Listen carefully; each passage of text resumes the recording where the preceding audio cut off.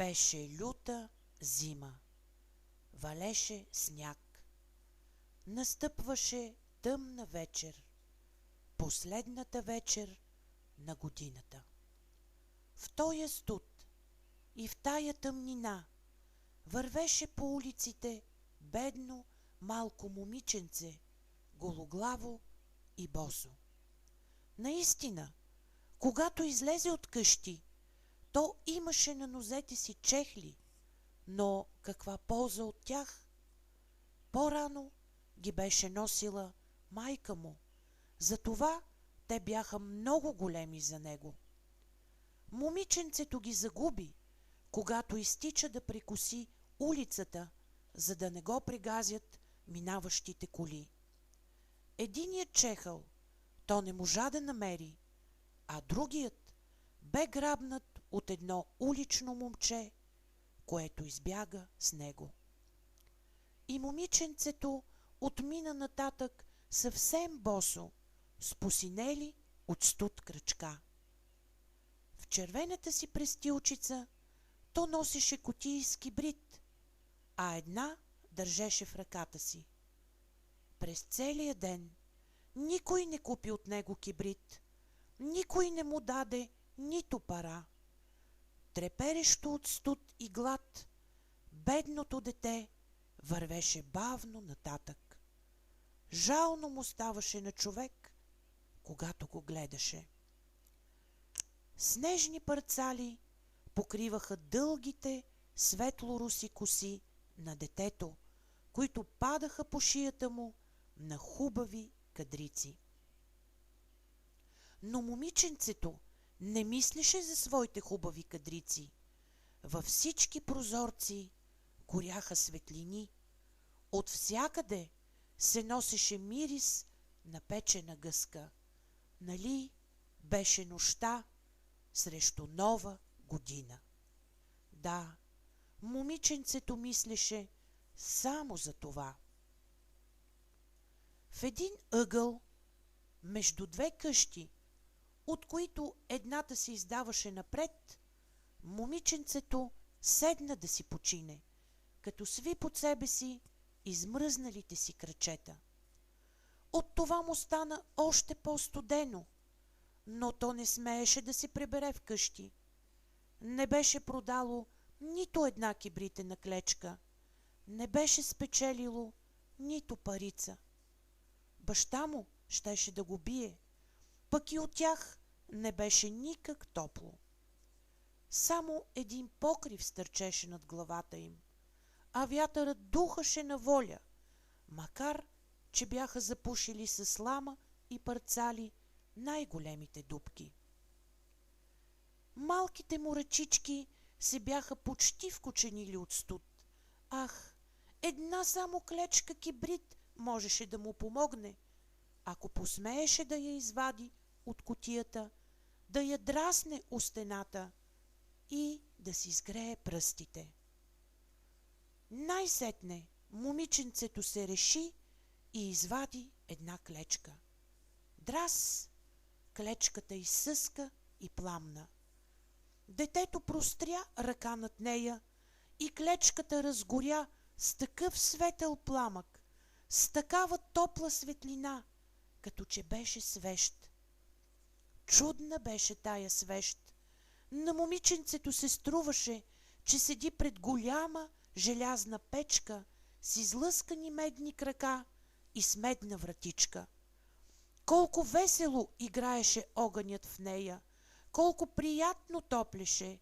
Детето искаше да простре нозете си, за да ги стопли, но в тоя миг огънят угасна, печката изчезна и в ръчичките му остана само крайчецът на изгорялата кибритена клечка.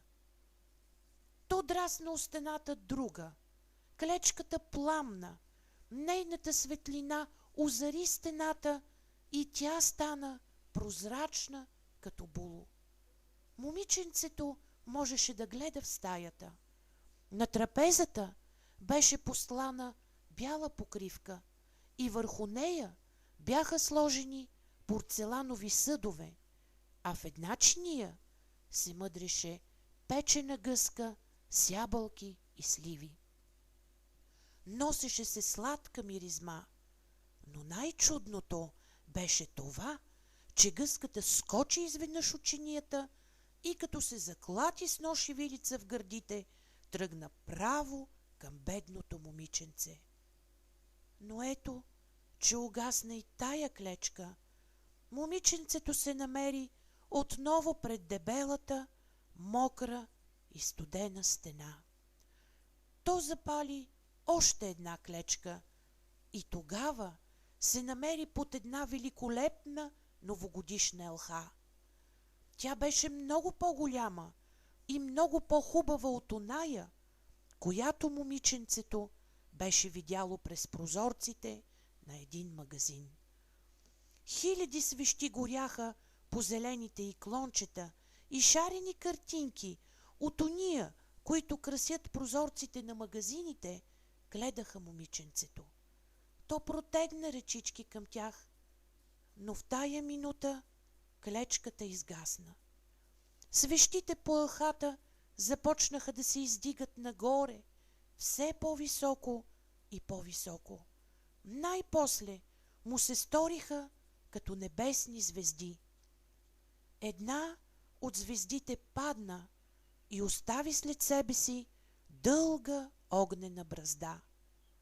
Някой умира в тоя час, помисли си бедното момиченце, защото баба му, която го обичаше много, но беше умряла вече, му беше разказвала, че когато пада някоя звезда, тогава се възнася към Бога една човешка душа. Момиченцето драсна още една клечка.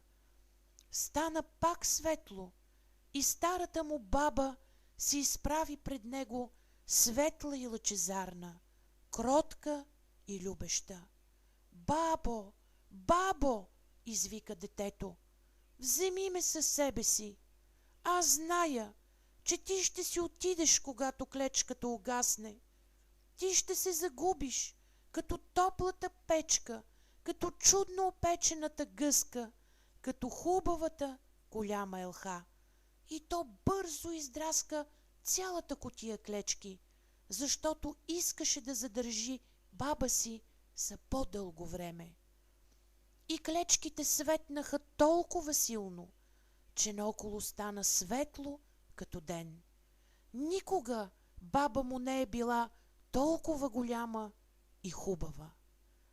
Тя улови момиченцето за ръце, прегърна го и изведнъж двете в блясък и радост се издигнаха високо над земята. Там, където те хвръкнаха, нямаше нито студ, нито глад, нито неволя. А въгъла, облегнато до стената, стоеше в студеното утро бедно момиченце с червени бузички и с усмихнати устица.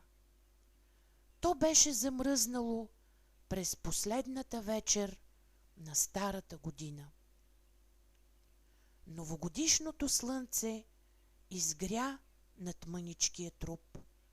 В дървено седеше момиченцето с кибрита си, от който една кутия беше изгоряла.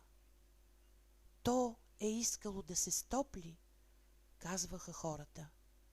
Но никой не знаеше колко хубави неща видя то и в какъв блясък се понесе с баба си към радостите на новата година.